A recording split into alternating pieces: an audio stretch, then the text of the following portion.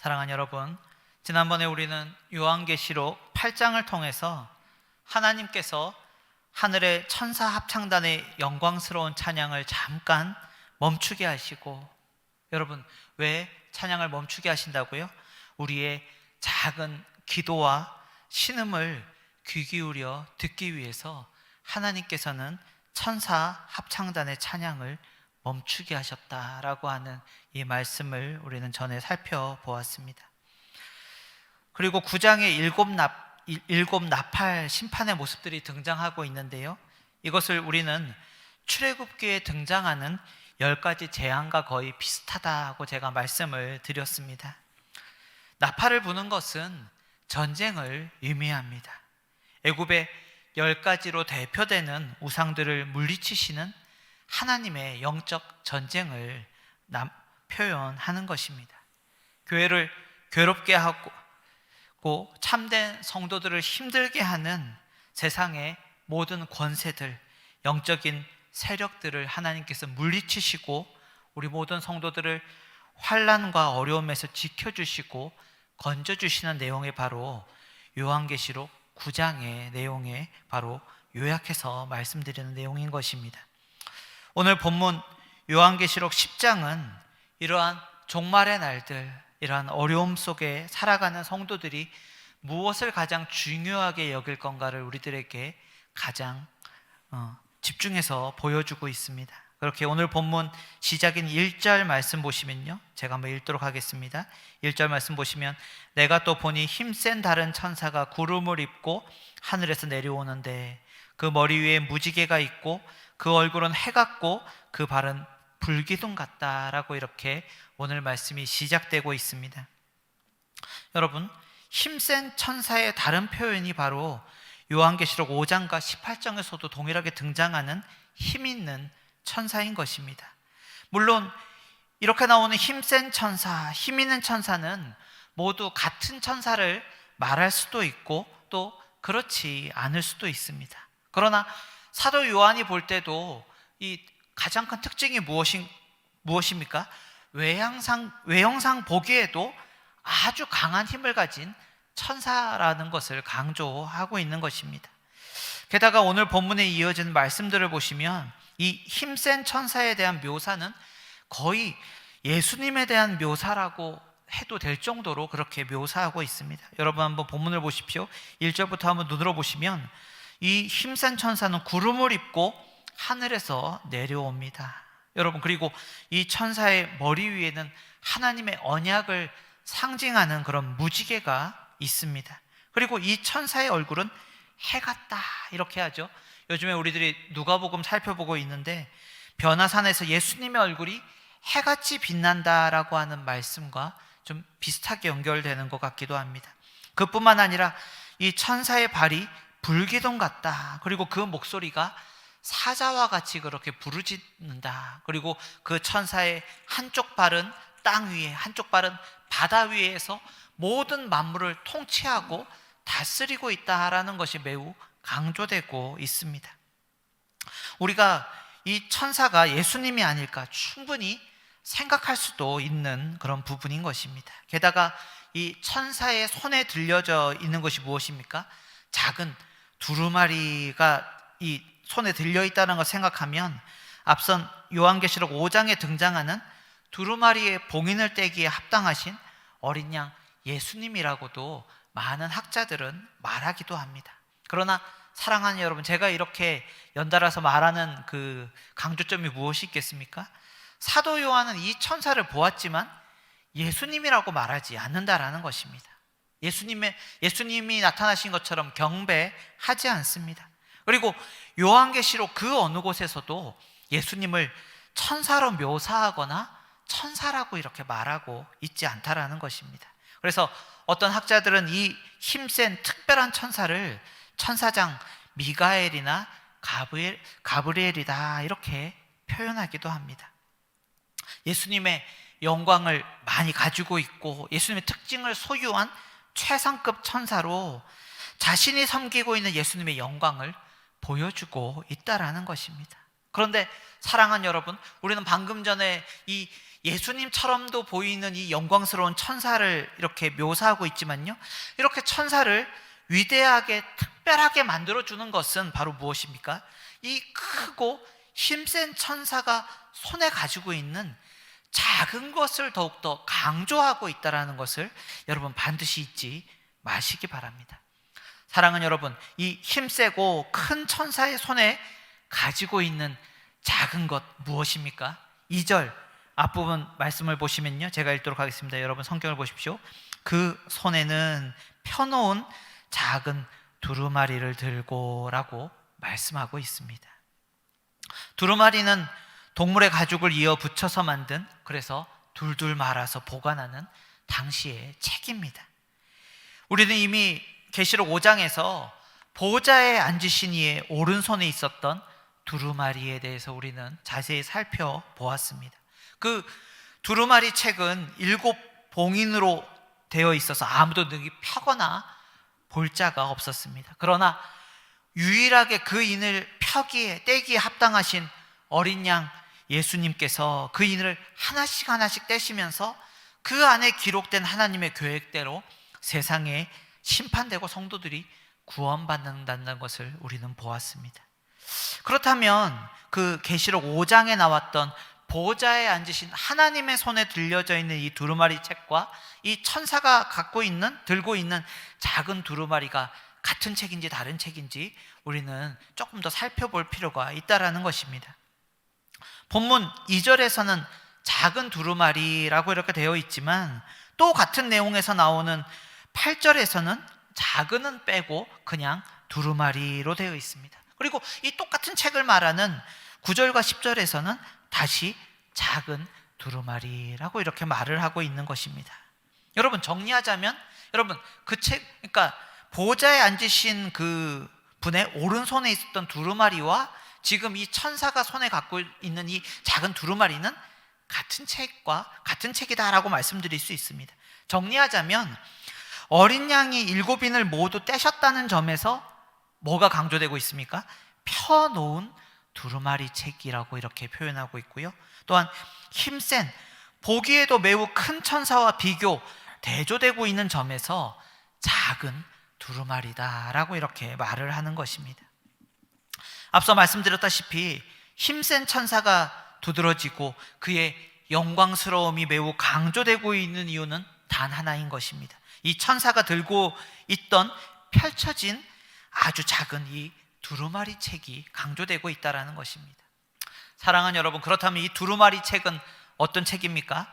작게는 지금 사도 요한이 쓰고 있고 또한 우리가 보고 있는 요한계시록을 말할 수도 있습니다. 그러나 크게는 요한계시록뿐만 아니라 하나님의 약속이 기록된 성경 전체를 말한다라고 설명드릴 수 있습니다. 이 두루마리 책의 가장 큰 특징은 이미 어린 양 예수님의 합당하신 권위와 자격으로 펼쳐져 있다라는 것입니다. 그렇게 이 두루마리 책의 내용의 핵심이 7절 중간 부분서부터 등장하고 있습니다. 여러분 한번 성경을 보시면요, 7절 중간 부분입니다. 하나님이 그의 종 선지자들에게 전하신 복음과 같이 하나님의 그 비밀이 이루어지리라 라고 말씀하는 것입니다. 그러니까 이 두루마리 책의 내용은 무엇이냐 하면 하나님께서 선지자들을 통해서 주신 말씀, 즉 하나님 나라가 그 핵심이 되는 복음이고 하나님의 말씀이다라고 여러분께 설명드릴 수 있습니다. 우리들에게 이미 주어져 있는 것은 하나님의 숨겨진 비밀이었으나 이제는 펼쳐져 열려져 있기 때문에 우리들이 보고 읽을 수 있다라는 것입니다. 사랑하는 여러분, 그런데 오늘 성경을 보시면요, 우리가 펼쳐져서 이렇게 보고 읽을 수 있는 이 하나님의 복음, 이 말씀과 무엇이 비교되고 있습니까? 자세히 성경을 집중해서 보시면 천사의 장엄한 이 말들과 비교되고 있습니다. 3절부터 보시면 이 힘센 천사가 사자가 부르짖는 것 같이 큰 소리로 외치는데 그 소리가 얼마나 크고 영광스럽고 굉장한지 성경은 계속해서 반복해서 7 우레다 라고 이렇게 말을 하고 있습니다. 그러니까 천둥소리처럼 7천둥, 이거는 그냥 숫자적인 의미가 아니라 너무나 크고 장엄하고 굉장한 그런 우레소리가 나고 있다라는 것입니다. 그냥 우레소리만 듣고 있는 것이 아니라 사도 요한은 이 7 우레소리를 듣고 계시록의 말씀처럼 기록하려고 합니다. 그러니까 그냥 천둥소리가 아니라 천둥소리와 같이 장엄한 그런 천사가 전하고 있는 말이 있었다라는 것입니다. 그런데 4절 말씀 한번 보십시오. 4절 말씀 보시면 7 우레가 말을 할 때에 내가 기록하려고 하다가 곧 들으니 하늘에서 소리가 나서 말하기를 7 우레가 말한 것을 임봉하고 기록하지 말라 하더라. 사랑하는 여러분, 사도 요한도 지금 7 우레 소리가 나면서 그 말의 내용을 듣고 쓰려고 했던 내용이면 아예 의미가 없는 말들이 아닐 건데 하나님께서 왜 이 말들을 기록하지 말라고 하셨을까요? 사랑하는 여러분, 하나님께서 우리들에게 보여주거나 보여주지 않는 것, 우리들에게 계시해 주시고 계시해 주지 않는 것은 하나님의 주권입니다. 우리는 하나님께서 어떤 것은 보여주시고 어떤 것은 왜 우리들에게 보여주지 않는지 그 이유와 내용을 다 알 수 없습니다. 그것을 다 알 수 있다면 하나님은 하나님이 아니신 것입니다. 그러나 중요한 것은 7 우레소리가 지금 말하고 있는 이 내용들은 우리의 구원과 신앙에 별다르게 필요하지 않다라는 것입니다. 사랑하는 여러분, 하나님께서 이미 우리들에게 주신 두루마리 책으로 충분하다라는 것입니다. 하나님께서 이미 우리의 손에 내려주시고 펼쳐주시고 가르쳐서 보여주시는 이 성경책으로 충분하다라는 것입니다. 우리는 우리들에게 계시돼서 우리들의 언어로 주어진 이 하나님의 말씀이 얼마나 중요하고 소중한지 모를 때가 많이 있습니다. 그러나 우리들의 믿음의 선배들을 생각한다면 이 계시된 하나님의 말씀 또한 우리들의 언어로 우리들의 귀에 들려주고 우리들이 읽을 수 있는 이 성경이 우리들의 손에 주어지기 위해서 얼마나 많은 순교자들이 피를 흘렸고 이것이 얼마나 가치가 있는 것인가, 또한 이 성경으로 우리의 신앙과 우리의 믿음이 얼마나 확실하고 이것이 충분한가라는 것을 믿고 고백하는 것이 바로 우리의 신앙이라는 것입니다. 하나님께서 우리들에게 주신 이 말씀으로 충분함을 믿으시기를 주님의 이름으로 축원합니다. 사랑하는 여러분, 이 두루마리 책, 이 하나님의 말씀에는 구원받은 성도들을 위한 하나님의 약속들이 충만합니다. 이 모든 하나님의 약속들은 신실하신 하나님께서 이미 그리고 조만간 속히 이루실 것을 이어지는 본문에서 우리들에게 보여주고 있습니다. 5절에서 7절까지 말씀을 보시면 이 힘센 천사가 만물을 창조하신 하나님의 이름으로 하나님을 대신하여 모든 약속을 하나님께서 지키실 것에 대해서 맹세하고 있습니다. 힘센 천사가 하늘을 향해서 오른손을 들고 하나님을 가리켜, 이건 하나님을 가리켜라는 이 똑같은 표현은 하나님의 이름으로 하나님을 대신해서 맹세하고 있다라는 것입니다. 마치 법정에서 이 약속을 반드시 신실하게 지킬 것이다 라고 맹세하는 것과 똑같이 이렇게 보이는 것입니다. 여러분, 우리들에게 어떠한 환난과 어떠한 어려움이 있다 할지라도, 우리의 눈에 보이는 상황은 어떻다 할지라도 이 모든 만물을 만드시고 이 모든 것을 통치하시는 하나님께서, 주권자 하나님께서 우리들을 지키시고 우리를 붙드시고 끝까지 우리들을 그날까지 인도하실 것을 우리들에게 맹세하고 약속하신다라는 것입니다. 이렇게 맹세하는 천사의 말의 핵심은 무엇입니까? 지체하지 않겠다라는 것입니다. 기다리게 하지 않겠다라는 것입니다. 그리고 7절 말씀 보시면 하나님이 그의 종 선지자들에게 전하신 복음과 같이 하나님의 그 비밀이 이루어지겠다라고 우리들에게 약속해 주시는 것입니다. 사랑하는 여러분, 혹시나 아직도 기다리고 계시는 하나님의 약속의 말씀이 있습니까? 하나님은 지체하지 않으십니다.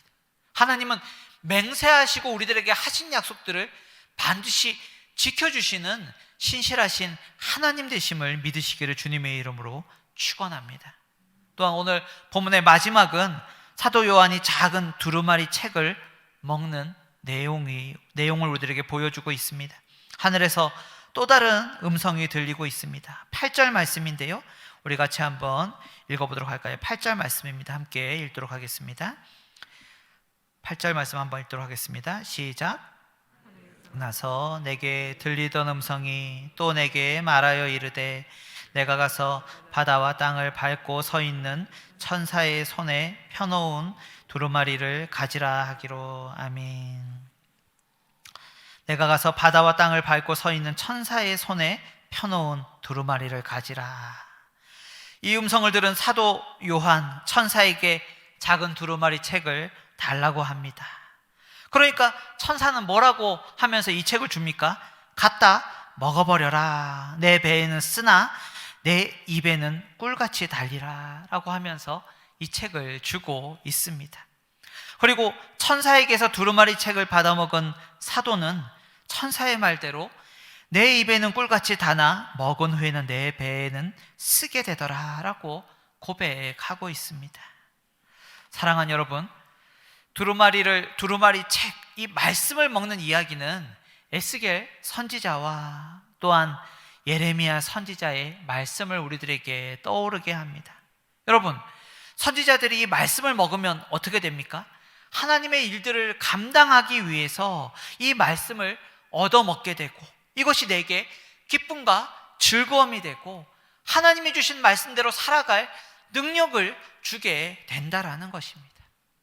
여러분, 이것은 선지자들뿐만 아니라 시편의 시인들도 매우 많은 곳에서 말씀의 맛이 달다라고 이렇게 고백하고 있습니다. 대표적인 말씀, 어떤 말씀 생각나십니까? 시편 119편에서 주의 말씀의 맛이 내게 어찌 그리 단지요, 내 입에 뭐보다 더 달다고요? 꿀보다 더 다니다 라고 이렇게 시인들은 고백하고 있습니다. 여러분, 하나님의 말씀, 우리들의 심령에 닿을 때 달콤하고 또한 그것이 우리들에게 힘과 능력을 줍니다. 그러나 사도 요한은 매우 특별하게도 이런 선지자 말들에 추가해서 배에는 쓰다라고 이렇게 고백하고 있습니다. 사랑하는 여러분, 말씀이 입에는 다나 배에는 쓰다라고 하는 이 말의 뜻이 무엇이겠습니까? 하나님의 말씀은 달지만 말씀을 전하고 말씀대로 살아가는 것에는 반드시 고난이 따르게 된다라는 것입니다. 말씀을 듣는 데서 한 걸음 한 걸음 더 나아가 그 말씀을 전하고 우리들이 말씀대로 살아갈 때 여러분, 그것에는 반드시 대가를 지불하게 된다라는 것입니다. 종종 아픔과 쓰라림이 동반할 수 있습니다. 또한 말씀을 우리의 입술과 우리의 삶으로 전하는 사명을 감당할 때 많은 저항과 거부와 반대가 있다라는 것입니다.